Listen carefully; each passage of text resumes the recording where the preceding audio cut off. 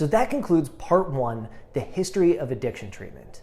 And what we see is that in the 1800s, addiction was treated by throwing people in asylums, which were basically like prisons.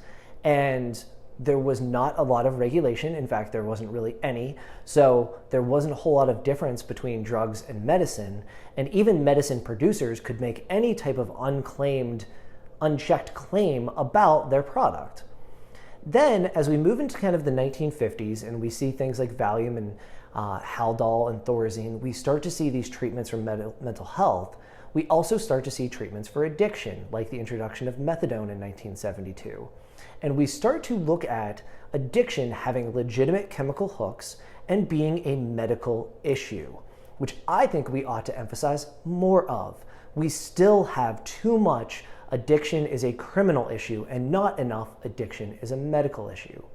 However, even that storyline is a bit oversimplified and has incentives in being able to look at it as a simple medical story with a simple answer, which would be nice if it were just that true, but that's a little oversold and a little oversimplified.